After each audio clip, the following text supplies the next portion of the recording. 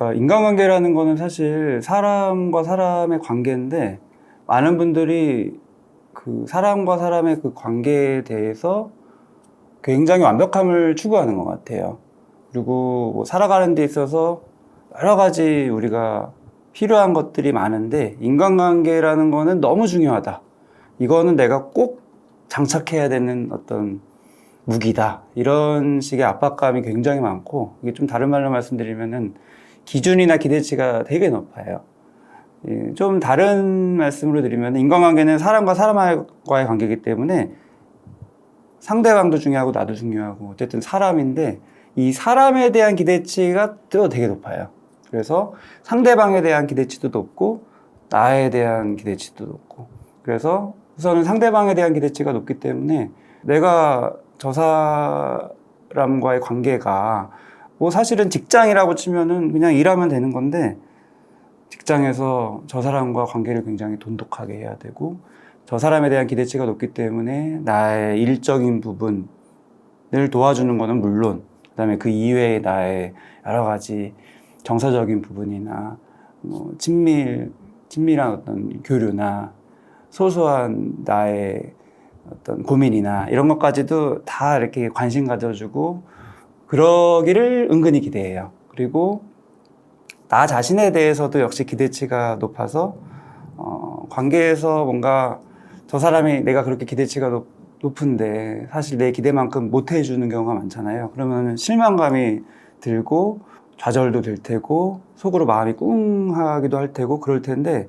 어떻게 보면 자연스러운 감정인데 또 나에 대한 기대치가 높기 때문에 나는 인간관계를 잘하는, 소위 말해서 좀 이렇게 마음이 넓고 그릇이 넓고 쿨하고 그런 사람을 기대하는데 꿍해져 있는 나 자신을 스스로 발견하면서 또 실망하고, 그 다음에 나만 실망하는 게 아니라 또 인간관계라는 걸 잘해야 된다는 압박감이 있기 때문에 나의 이런 꿍한 마음을 들키면 안 되고, 그래서 이걸 또 막 숨기고 아닌 척하고 그러면은 이게 숨겨질 것 같지만 뭐 직장이든 뭐 어떤 학교든 잠깐 보고 마는 게 아니라서 계속 정기적으로 마주하다 보면은 어느 순간 내가 아무리 노력해도 숨기지 못하는 순간들이 이제 생기죠.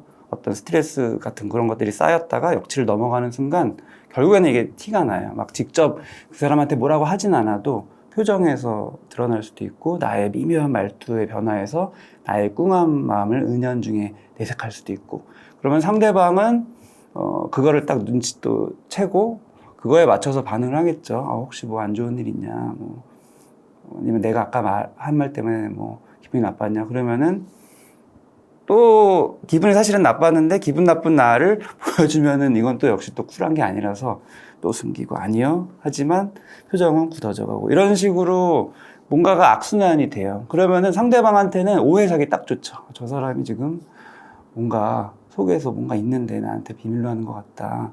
성격이 원래 저런가? 아니 뭔가 불만이 있나? 내가 싫은가? 이런 식으로 서로 그렇게 막 오해가 쌓이고, 그래서 인간관계가 그런 식으로 악순환이 되는 경우들을 저는 정말 많이 보는데, 아까 말씀드렸다시피 제일 중요한 근본은 기대치가 너무 높다.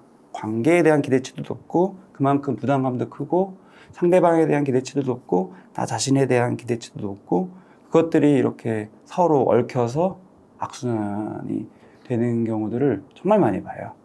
인간관계가 그렇게 부담스럽기 때문에 잘하고 싶기 때문에 내가 어떻게 하면은 이 인간관계를 잘할 거냐에 많이들 포커스를 두거든요. 근데 아까 말씀드렸다시피 부담감이 되게 크기 때문에 부담감을 줄이는 게 제일 중요한 사실은 방법적인 측면이에요.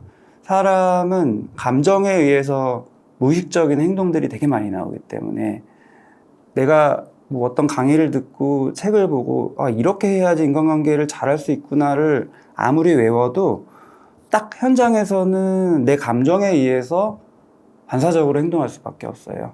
마치 연애하는 거랑 똑같지. 연애를 책으로 배워도 아무리 내가 뭐 이런 거 저런 거 다 익힌 다음에 하려고 해도 딱 내가 마음에 드는 사람 앞에 서면은 마음이 긴장되기 때문에 머리가 하얘지고 벌벌 떠오는 얘기밖에 못 하는 거죠.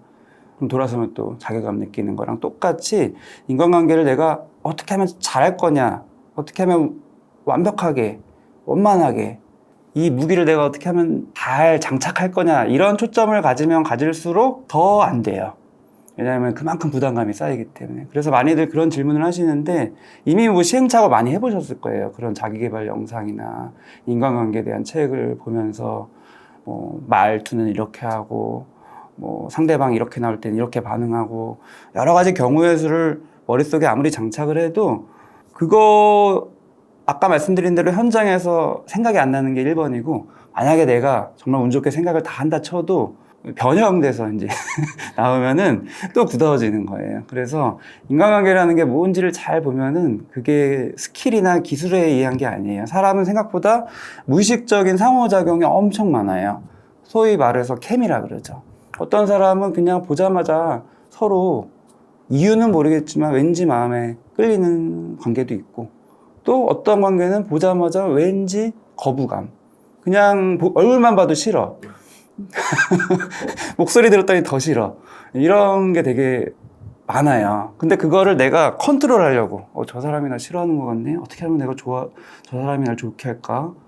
내 얼굴을 싫어하는 것 같으면 뭐 어떡할 거예요? 뭐 얼굴을 고칠 것도 아니고 목소리를 싫어하는 것 같으면 목소리를 바꿀 것도 아니고 만약에 이런 노력을 하면은 막 외모를 바꾸고 목소리를 바꾼다 쳐도 그거 자체가 이미 부자연스럽고 압박감이 들고 긴장감이 들고 부담감이 쌓이는 거기 때문에 또 그 사람 앞에서는 긴장되고 그러면 그 사람은 얼굴도 싫고 목소리도 싫은데 긴장까지 해. 이런 식으로 이제 꼬이는 거예요. 그래서 인간관계를 잘하기 위해서라는 그 간절함은 제가 너무 잘 알아요. 왜냐하면은 이게 너무 중요하게 여겨지는 요즘의 세대이기 때문에 사회생활 잘해야 된다. 직장에 가도 어떤 능력도 중요하지만 상사와의 관계, 동료와의 관계를 잘하는 게 직장 생활에서 너무 중요하다. 뭐 승진에도 중요할 수 있고 자기 커리어를 쌓는 데도 중요할 수 있고 뭐 개인 사업하는 분들은 더 그럴 수도 있고 어떻게 보면 다 맞는 말이지만 목적이 그거라고 하더라도 그 목적을 달성하기 위해서 직구를 가면은 오히려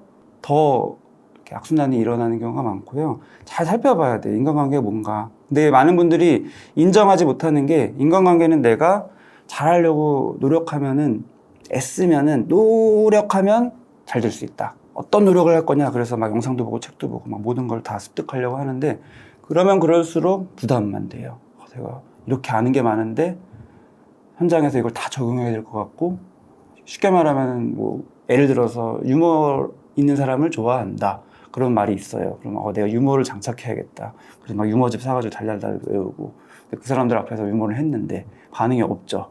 왜냐면은 유머라는 거는 외워서 하는 게 아니라서 그 분위기나 어떤 상대방의 반응 봐가면서 수위 조절하면서 해야 되는데 근데 나는 이거를 해야 된다라는 마음에 이제 딱 집착돼 있으면은 사람의 시야가 되게 좁아져서 지금 분위기 파악도 안 되고 이거에만 얽매여서 이제 막 하는 거죠. 그러면은 분위기 파악 못하는 눈치 없는 사람이 돼버려서 오히려 더 사회성이 떨어지는 사람처럼 돼요. 그래서 저는 실제로 많이 이제 만나보는 경우가 저는 사회성이 너무 부족해요. 분위기 파악을 너무 못해요. 눈치가 없는 것 같아요. 뭐 아스퍼거 같아요. 막 이런 식으로 이제 얘기를 듣고 잘 보면은 전혀 아니에요. 오히려 눈치가 너무 많고 분위기 파악 너무 잘 되기 때문에 너무 잘하고 싶고 이래서 내가 잘하고 싶은 마음에만 꽂히기 때문에 오히려 내가 할 수 있는 능력치를 다 못 다하는 핵심은 감정 컨트롤이 안 되는 거죠. 나의 그 부담감을 조절을 못해서 긴장이 많이 되기 때문에 내가 할 수 있는 역량, 잠재력을 발휘를 아예 못하는 거죠.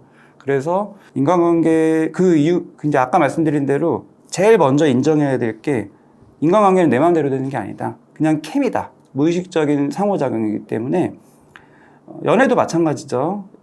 내가 아무리 뭐 스펙이 좋고 뭐 외모가 훌륭하고 성격 내가 생각해서 주변 사람들이 나 좋아한다 해도 저 사람이 나 안 좋아할 수 있어요. 그거는 내가 부족하기 때문이 아니라 그냥 그 사람의 스타일이 아닌 거예요.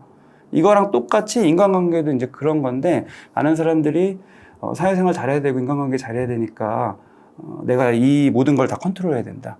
그래서 아까 말씀드린 대로 인간관계에 대한 기준, 사람에 대한 기준이 높은 것도 하나의 이유고 또 지금 여기서 이어지는 이유가 또 있죠. 내가 그런 압박감을 가지고 있으면은 주변의 내 사람, 특히 뭐 직장이라고 치면 우리 팀 안에 모든 사람이 날 좋아해야 돼. 뭐 그것까지는 아니어도 한 명도 날 싫어하면 안 돼. 왜냐면 그러면 내 승진에 방해될 테니까.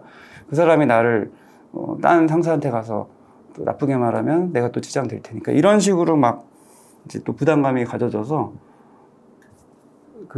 항상 시야가 직장에서는 사실 제일 중요한 게 일이라서 내가 업무에 집중해야 되는 게 우선순위인데 업무에 집중을 못할 정도로 이 시야, 관심의 포인트, 집중도가 상대방을 향해요. 주변의 팀원들. 지금 저 사람 뭐 하나? 이 사람 뭐 하나? 이렇게 항상 가 있고. 그 다음에 뭐 오늘 아침에 인사를 했는데 조금 이렇게 굳은 표정으로 반응을 하거나 아니면은 반응을 안 하거나 이랬을 경우에 이제 엄청 부담돼요. 저 사람이 혹시 나 싫어하나? 그리고 막 이제 곱씹죠. 어저께 내가 무슨 일이 있었나? 잘 또 곱씹다 보면 뭐가 하나 걸려요. 혹시 내가 그 일을 잘 못해가지고 그게 아직도 마음에 담겨 있어서 나에 대해서 안 좋게 생각하나? 그러면은 앞으로도 이제 이게 계속 나에 대한 고정관념으로 자리 잡아서 이게 또 주변 사람들한테 퍼질 텐데 이런 식으로 막 상상의 날개를 펴요. 그러면 어떻게 될까요? 이게 부담스럽잖아요. 그래서 이거를 막 해결하려고 그 사람이 사실은 잘 알고 보면은 나에 대한 오늘 아침에 인사에 대한 반응이 안 좋았던 이유가 알고 보면은 정말 나랑 상관없이 그냥 아침에 집에서 아내랑 싸우고 와가지고 기분 안 좋은 걸 수도 있는데 그런 생각을 못 해요. 무조건 저 사람은 나를 싫어하는 것 같아. 그리고 나는 무조건 저 사람의 나를 싫어하는 마음을 바꿔야 돼. 여기에만 이제 꽂혀서 하루 종일 그 사람 신경 쓰고 일을 못하고. 그러면 결과적으로는 내가 일을 못하기 때문에 내 일에 빵꾸가 나서 그 사람한테 결국에는 실제로 안 좋은 평가를 받아요. 이런 아이러니한 게 되게 많죠. 그리고 뭐 이렇지 않더라도 항상 그 사람한테 잘 보이기 위해서 애를 거기다가 쓰느라고 그 다음에는 이제 이 관계를 회복하기 위해서 어떻게 풀지? 저 사람이 뭘 좋아하나? 뭐라도 하나 갖다 줘야 되나? 그래서 막 저 사람 좋아하는 거 알고 막 갖다 주기도 하고 뭐 여러 가지 애를 막 쓰죠. 거기에 에너지 소비 엄청 하고 그러느라고 내 일에 지장이 되기도 하고 이런 게 되게 많아요. 근데 만약에 그 사람이 그렇게 해서 풀리면 좋은데 안 풀린다.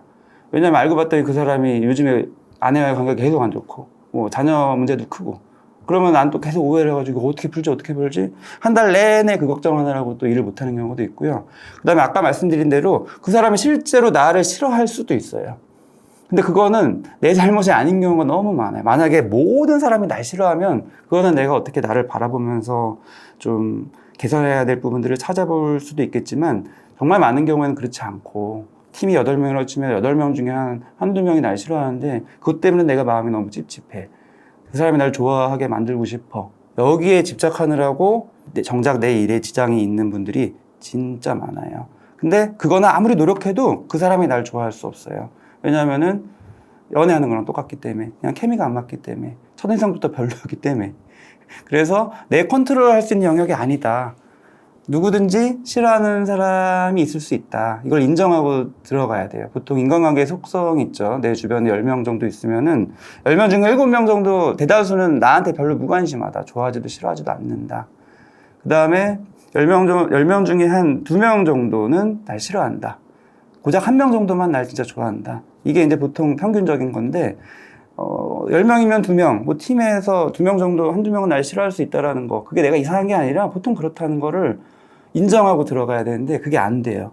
그게 안 되는 이유는 또 있어요. 나는 왜 내 주변에서 한두 명도 날 싫어하면 안 된다고 생각할까? 질문을 나는 왜로 바꿔야 돼요. 저 사람은 왜 날 싫어할까로 이제 질문을 하다 보면은 상상의 날개가 펼쳐지는 거거든요. 나는 왜 내 주변에서 한두 명이 날 싫어하는 걸 못 견딜까? 여기에 포커스를 맞춰서 보통 상담은 이제 이렇게 하고 뭐 책을 제가 쓸 때도 이런 식의 자기 마음을 돌아보도록 도와드리는 걸 하는데 그게 뭐야? 그렇게 해서 뭐가 좋아지겠어? 당장 내가 이거를 해결할 수 있게 저 사람이 나를 좋아할 수 있게 만들 수 있는 꿀팁을 알려달라. 이제 이런 게 보통 사람들의 이제 니즈예요. 하지만 꿀팁으로 되는 게 아니라는 거예요. 내가 연애 잘할 수 있는 꿀팁을 알려달라. 안 되는 거예요. 그거는 무의식적인 상호작용이기 때문에 내 컨트롤 영역이 아니라는 거. 근데 이제 요즘에 코로나 시국이고 코로나 때 인간관계가 되게 힘들어지죠. 그 이유는 뭐 비대면이고 뭐 줌으로 하기 때문에 뭐 오해가 쌓이고 뭐 이런 이유도 물론 있겠지만 진짜 중요한 이유는 코로나 때 우리들이 경험한 거는 항상 뭐 자기계발서도 그렇고 노력해서 나의 돈을 관리하고 시간을 관리해서 목표를 향해 착착 나아가는 요거를 이제 다른 말로는 나를 어떻게 통제한다 이런 개념인데 코로나는 통제할 수 있는 영역이 아니에요. 그거를 이제 다 경험했죠. 아무리 국가적으로 애를 쓰고 개인이 애를 써도 코로나 걸릴 수 있는 거. 그때 사람들은 막 불안이 올라가요. 이거 내가 통제할 수 있는 게 아닌 게 있구나. 단순히 코로나에 대한 문제로 국한되는 게 아니라 나 자신에 대한 불안감이 막 생겨요. 어떻게 나를 통제할 수 없는 거구나. 예를 들어서 이런 기회에 인간관계도 통제할 수 없는 걸 수 있겠구나. 인생을 좀 배워가는 계기로 삼으면 좋은데 사람은 그렇지 않아요. 아이러니하게도 통제할 수 없음을 경험하면 마음을 내려놓는 게 아니라 더 붙잡아요. 내가 이런 시국이니까 더더욱 통제해서 완벽하게 컨트롤해야 되겠구나. 그래서 요즘에 코로나 이후로 책들이 많이 팔리죠. 돈 관리, 시간 관리, 자기 개발. 이런 책들이 이제 막 소위 떡상을 하는 거고, 거랑 똑같이 내 주변에서 일어난 인간관계에 대한 기대나 어떤 내가 이거를 잘하고 싶은 마음, 컨트롤해야 됐다는 그 욕구도 막 올라가요. 그러면 그럴수록 오히려 더 꼬이죠. 그런 게 실제로 요즘에 많이 일어나요. 근데 이제 이런 얘기를 장황하게 드리면 우선은 마음이 조급하기 때문에 와닿지도 않고 당장 답을 내놔라. 그래서 나는 어떻게 해야지 지금 이거를 해결할 수 있냐. 저 사람 지금 나를 좋아하게 해달라고 이렇게 자꾸 마음이 갈 수 있는데 그런 얘기를 저는 드릴 수도 없고 드리고 싶지도 않고 왜냐면 근본적으로 도움 안 되니까.